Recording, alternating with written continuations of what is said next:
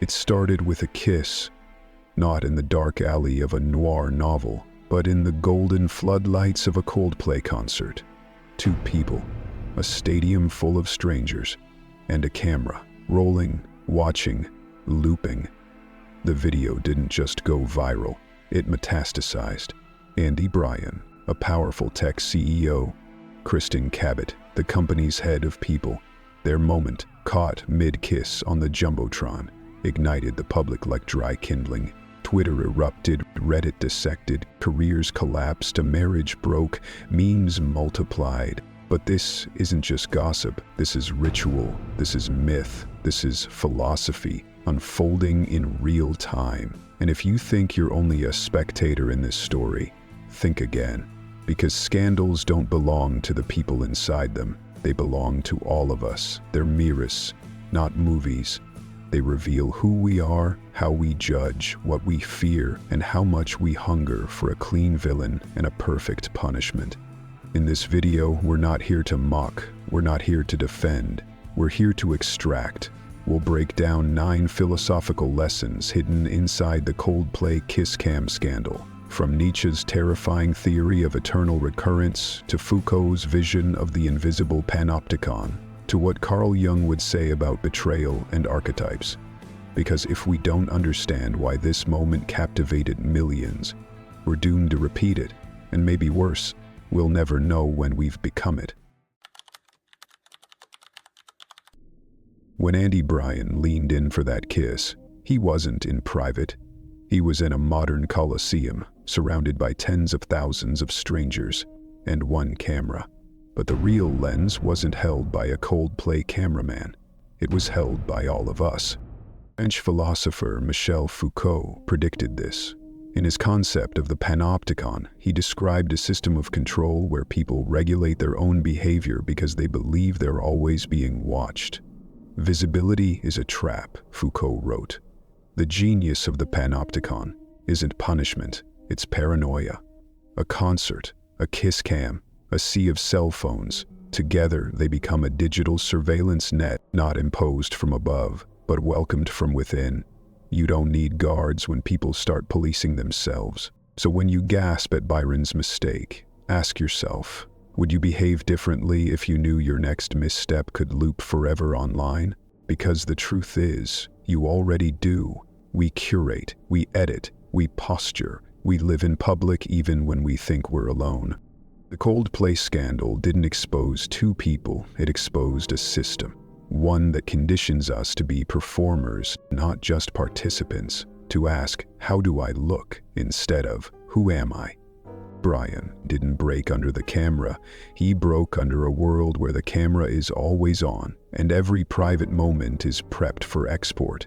This isn't just surveillance, it's self-surveillance, and it's shaping who you become.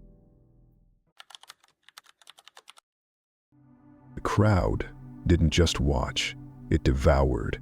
Within 48 hours, Andy Bryan and Kristen Cabot weren't people anymore. They were symbols. A kiss became a trial became a meme, and the meme became a sentence. French theorist René Girard saw this coming. He argued that human societies maintain order through ritual sacrifice, choosing a scapegoat to absorb collective guilt and chaos. The crowd needs a victim to unify itself, Girard wrote. In ancient times it was blood on the altar. Now, it's doxing, shaming, canceling. But the impulse is identical. We offer up one of our own, let their downfall entertain us, and leave the stage feeling morally clean. The Coldplay kiss cam wasn't just viral, it was ritualistic. The betrayal, the outrage, the takedown, it followed the arc of ancient sacrificial myths. Bryan became the fallen patriarch, Cabot, the forbidden figure, and the internet, the mob with pitchforks made of Wi-Fi. But here's the twist, we all participate. When you share, repost, pile on, you're not just watching the fire burn, you're adding kindling. So ask yourself honestly, do you want to be part of the next ritual? If not, subscribe now, because on this channel, we don't just point fingers, we hold up mirrors. And if you're willing to face the uncomfortable truth, You're ready to see what's really behind the scandal. What if you had to live this moment again and again, forever? That was the terrifying question Friedrich Nietzsche posed with his theory of eternal recurrence.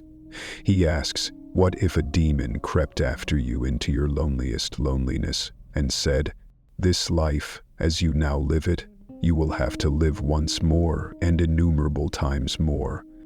Most people would shudder at the thought, because we know we make choices we're not proud of. We cut corners, betray trust, act from impulse, like Brian in that moment on that kiss cam. Now ask yourself, if that kiss was his eternal loop, would he still have leaned in? Nietzsche didn't mean this literally. Eternal recurrence is a thought experiment, a mirror held up to your willpower. If you had to replay your life in perfect repetition, would you live it differently? It's not about regret, it's about responsibility. To live in such a way that if this moment came back, you'd say yes to it. But most people don't say yes. They hide, delete, rewrite. The scandal became inescapable because it was recorded. But the question is deeper. Are you willing to live a life you wouldn't run from if it came back again and again? Because whether or not eternity repeats you, your actions echo, and some echoes never stop. This wasn't just a scandal, it was a story you've heard before. The powerful man undone by desire, the alluring colleague, the betrayed partner watching from the shadows. It's not new, it's ancient. Swiss psychologist Carl Jung called these recurring roles archetypes, universal characters that live in the collective unconscious and appear in every myth, culture, and generation. Archetypes are the living system of reactions and impulses that determine the individual's life, Jung wrote. Brian became the fallen king, Cabot, the shadow seductress, Megan Brian, the wounded queen whose silence was louder than the internet's noise. These roles weren't assigned randomly. The public, you, me, all of us, cast them like a director casting a Greek tragedy. Why? Because we crave narrative symmetry. We want the villain, the victim, the twist. And in doing so, we strip the human out of the human being. We make people into symbols. We feed the myth and forget the cost. But the truth is, you're in these myths too. You've played the betrayer. You've played the betrayed. You've cast judgment and you've feared it. So before you scroll past the next scandal, ask, whose role am I stepping into right now? And if you're still watching and haven't subscribed, do it now. Because here, we don't just decode stories, we reveal the timeless machinery behind them. And once you see the myth, you can finally stop performing in it. When the scandal detonated online, the loudest voices weren't from the people involved. They were from strangers, comment sections, quote tweets, think pieces. Everyone had an opinion. Everyone wanted blood, except Megan Brian. While her husband's face was plastered on every meme and her marriage dissected by digital rubberneckers, she said almost nothing. Then, weeks later, she released a single statement. I am not spiraling. I am ascending. No hashtags, no rage, just calm, chillingly calm. That isn't PR coaching. That's something deeper. That's Stoicism. The Stoics Seneca, Epictetus, Marcus Aurelius believed that peace comes from knowing the only thing you truly control is your own mind. You don't control the mob. You don't control the scandal. You don't even control what people say about you. But you do control how you respond. Marcus Aurelius, a Roman emperor surrounded by betrayal and chaos, wrote, "If you are distressed by anything external, the pain is not due to the thing itself, but to your estimate of it." Megan Brian didn't try to win the public back. She didn't lash out. She stood still while the storm passed over, and in doing so, she passed the test that few of us prepare for, the test of restraint in the face of public spectacle. This lesson isn't about her marriage, it's about your center. When you're attacked, when you're exposed, when you're misjudged, Can you stay aligned with your values even if no one's clapping? Because dignity, unlike drama, doesn't go viral, it just endures. When Andy Bryan appeared on the kiss cam beside Kristen Cabot at the Coldplay concert, the moment wasn't loud or explicit. It wasn't confirmed with words or even with certainty, but it was intimate enough, in body language, in timing, in public context, to ignite a digital wildfire. Within hours, they weren't people anymore. They were trending. Their faces became screenshots. Their lives became narratives owned by everyone but themselves. French philosopher Jean Baudrillard warned us about this collapse of the real. In his theory of the hyper-real, reality is replaced by simulations, copies of the real that become more powerful than truth itself. The simulacrum is never what hides the truth. It is truth that hides the fact that there is none. You didn't react to Andy Bryan the man, you reacted to Andy Bryan the story, to a looped clip filtered through assumptions, media framing, and millions of online voices. And it works both ways. We all play this game. We craft our posts, we edit ourselves, we optimize our visibility, we trade authenticity for performance, and then wonder why we feel disconnected. The Coldplay moment didn't just show what happens when privacy is broken. It showed what happens when identity is converted into content, and unless you consciously resist it, you're already living as a digital projection, reacting to others' highlights and hiding your own humanity. So next time you scroll past a viral scandal, ask, are you seeing a person or are you consuming their avatar? Because once you're reduced to a symbol, it's hard to return to being real. As the Coldplay scandal spread, the comment sections filled fast, not just with outrage, but with performance. Some people condemned infidelity, others expressed sympathy, but far too many weren't reacting to the scandal itself. They were auditioning for moral applause. This is what we call virtue signaling, saying the right thing, not to live ethically, but to be seen as ethical. Philosopher Immanuel Kant believed that morality isn't about optics, it's about principle. He argued that truly moral actions are done from duty, not from social gain. Act in such a way that your actions could be willed as a universal law, Kant wrote. That means, if you're only being good when people are watching, you're not being good at all. But online, postmodern morality rewards performance over substance. The louder your outrage, the more validation you get. It's not about truth, it's about optics. So when someone shares a hot take about betrayal, cheating, or how disgusting this is, ask, are they really concerned with ethics?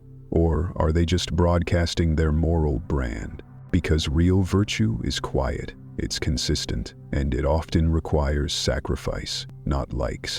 The Coldplay scandal didn't just reveal who failed privately. It revealed how many people act righteous publicly when there's nothing at stake. So before you type the next angry comment, pause, ask yourself, am I doing this because it's right or because it looks right? Because true morality doesn't need an audience, it just needs you. In a rational world, a scandal should cost you something: credibility, status, respect. But in this one, it can be a launch pad. Just days after the Coldplay Kiss Cam clip went viral and Andy Bryan resigned from Astronomer, the company released a sleek, high-production video starring Gwyneth Paltrow. Not an apology, not a reflection, a rebrand. It was surreal, it was clever, it was profitable. Philosopher Guy Debord predicted this with eerie precision in The Society of the Spectacle. He argued that modern life isn't built around truth or ethics, it's built around images, endlessly circulating, detached from meaning. The spectacle is not a collection of images, it is a social relation among people, mediated by images. Karl Marx laid the foundation. Everything under capitalism eventually becomes a product. Debord took it further. Even outrage, even humiliation becomes something to sell. The scandal didn't crash the system, it fed it. News sites got clicks, social accounts got followers, astronomer got attention, and flipped it into brand capital. In this economy, shame isn't an ending, it's a pivot.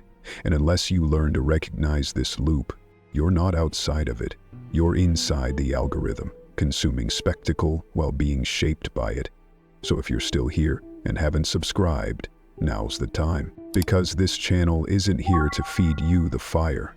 It's here to show you who lit the match and who's selling the smoke.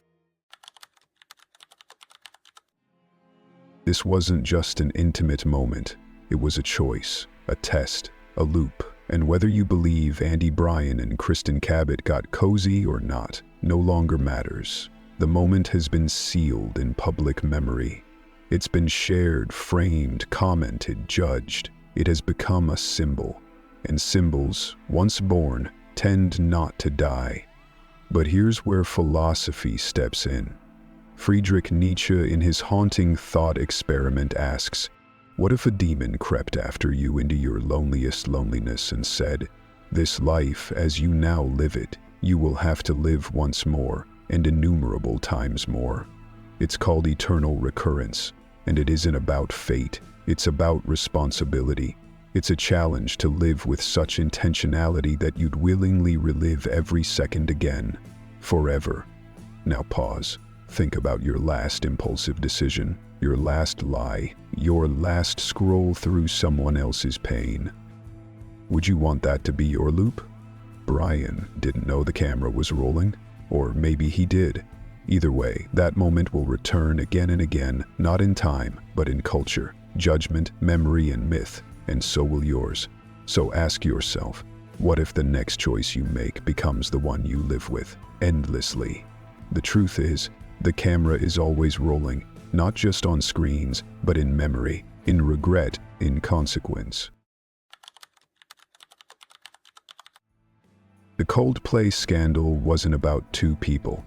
It was about all of us, our gaze, our judgment, our silence, our clicks. It exposed the machinery of visibility, morality, and identity in a world where everything is permanent and nothing is private.